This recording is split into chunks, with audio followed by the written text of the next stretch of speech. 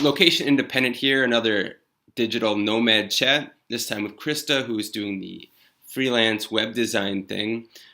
Traveling now, currently in Thailand, just traveling through, living the dream. How did you get started doing this? Web design. So I do web design and project management. I had a blog, and I started my blog a couple of years ago. And eventually, I just used these skills that I taught myself from blogging, navigating WordPress, customizing themes, and customizing like style sheets and stuff. And so I took all of these skills that I learned for blogging and turned it into a service or a career and a service that I could offer others. And now I kind of run this mini. Now I kind of run this mini freelance agency, which is really fun. Yeah. Nice. Yeah, and I'm remember reading that you were doing the typical 9 to 5 thing, and you just kind of spontaneously one day just quit it and just said, "Screw it, I'm doing my own thing." Like, how did you come to that decision? And I mean, that's kind of a scary thing to do, right? Did you prepare for it beforehand, and like maybe talk a little bit about that? Yeah. It was maybe a little foolish, but there were a lot of reasons why I guess I decided to make that transition. So one of the reasons was I devoted 3 hours of my day just getting to and from work, and coming from a small town and a small island, that was just not my jam. I was really miserable just spending my entire day riding public transportation and then going to work, Yeah. and failing to do that. And then that added on to the lack of flexibility with my schedule, Right. kind of just helps me be more and more inspired to make this digital nomad thing work. And so I found the term digital nomad, I guess, on YouTube probably. And I just couldn't stop watching YouTube videos about all of these people who were traveling and working remotely. And then it happened. Yeah. You make it sound so easy, just like 1, 2, 3. Okay, that's great. Like, what would you advise to others who? I mean, I've talked to a ton of people that they want to make this jump, but maybe they don't have their own clients yet, or they don't know where to start, and it is a very scary step. So, what would your advice be to them? My number one advice would probably be to list out your skills and look at your skill set and decide what it is that you can either offer as a freelance asset or as an employee to a company that would allow you to work remotely. And so that's kind of what I was doing. I was managing a blog at that point, and eventually transitioned into WordPress web design and project management. But that all came from like my former skill set. So my number one piece of advice for Hmm. anyone considering this or really curious about it is to start with what you have. Okay, so you're doing the blog. Just to clarify, you're doing the blog while you're still doing your full-time job as a kind of like transition, right? Is that right? Yeah, yeah. I found out about being a digital nomad after I started my blog. But making once I started making money from it, I toyed around with the idea of taking it full time. Okay, nice. Now you mentioned making money. I'm sure that's what everyone would, ideally like to do is making money from their blog. So was that is that from like the web design project management stuff that you're doing now, or was it like other? Because I know there's like a million one ways to monetize a blog.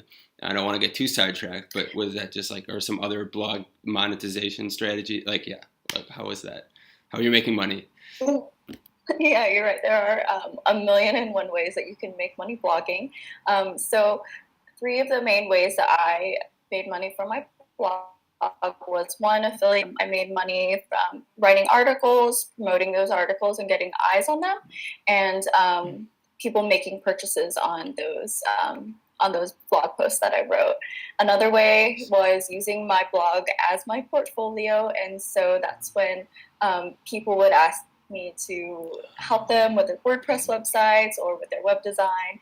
And three is product sales, although product sales is definitely my weak spot, but I've managed to make a small income from product sales on my blog. Nice. So yeah, I think the multiple the more strategies you have, the more methods you have, the better Yes. for sure. Um, and that's cool that you had that kind of sounds like a dual purpose. Not only were you had a few different income streams, but you also use that as a springboard to find your own clients, and that leads us to our next question. Like, for people, whether it's web design or project management or writing or who knows, video editing, there's a million and one skills that you can do remotely. But again, for people looking to start and get their feet wet, they don't have their own freelance clients yet. Would your advice to them to be like starting the blog, like in retrospect? I mean, or I don't know, or do you have any other advice? Like, are you glad that you did it that way, or is there a better way?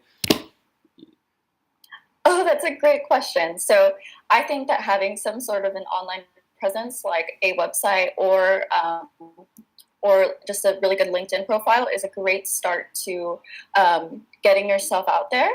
And then the next step would be to network, and any kind of networking, like through Facebook groups, through LinkedIn, through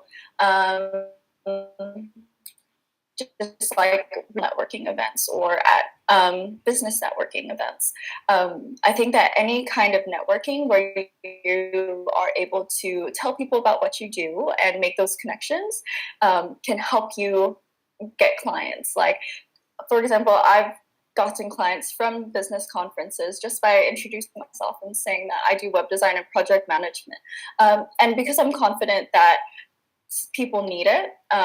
Some people say, wow, I need that in my life. Or in Facebook groups, there are Facebook for web design jobs or for virtual assistant jobs. So that kind of networking, both online and offline, is really important.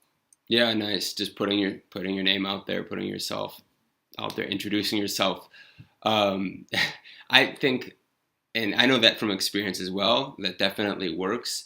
But I know a lot of people, especially when they're getting started, they're like hesitant because they don't want it to come across as like, I don't want to say spammy, but maybe too like self-promotional, like, oh, hey, I do X, Y, and Z, and like, let me sell myself to you. So I guess where I'm going with this is, what's the best way?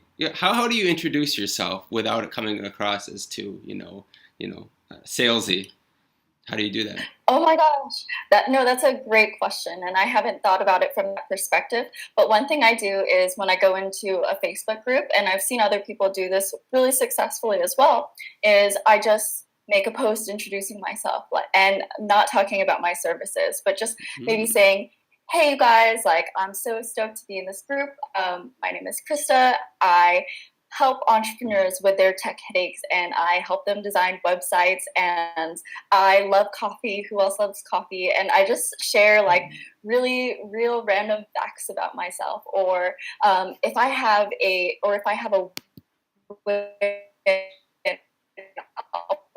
client get a 4-figure project, and just celebrating these kinds of things helps recognized by other people, and people get curious and start and look on your website and see how they can work with you.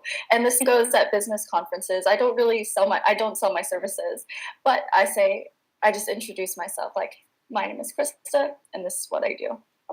I like that a lot. I think definitely like maybe mentioning that as like a side comment, and not putting too much emphasis on like, oh, this is what I do X, Y, and Z, and how can I help you? And it's like, if they want to bring it up, great, and if it does come up later, great. But yeah, not making it maybe the focus of like of everything you say.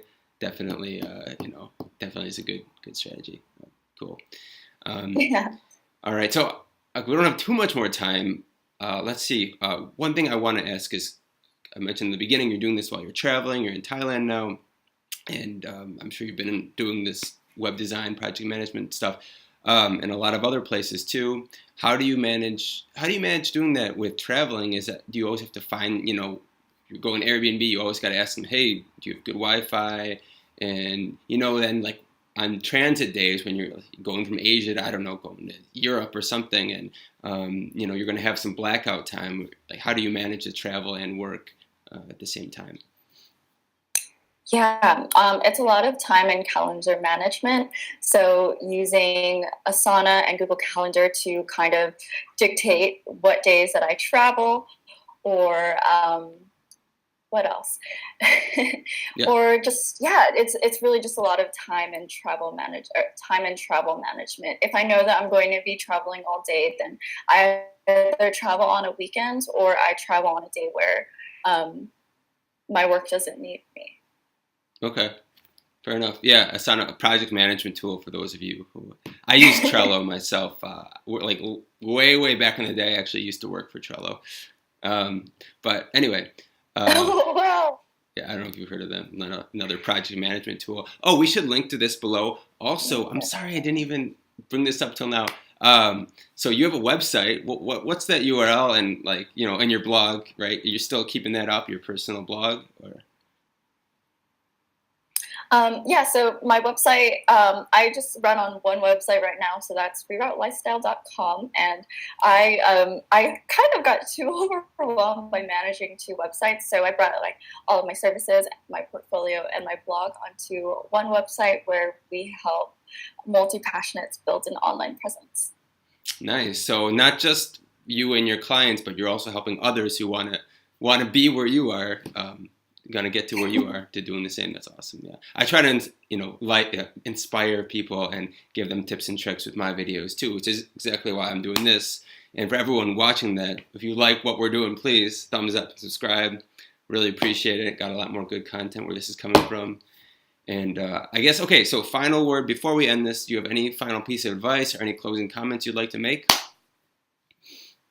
Yeah, I think my best piece of advice would be to not put too much stress into, because things are going to mess up along the way, no matter how much you plan. So plan, but don't overplan, and learn how to react instead.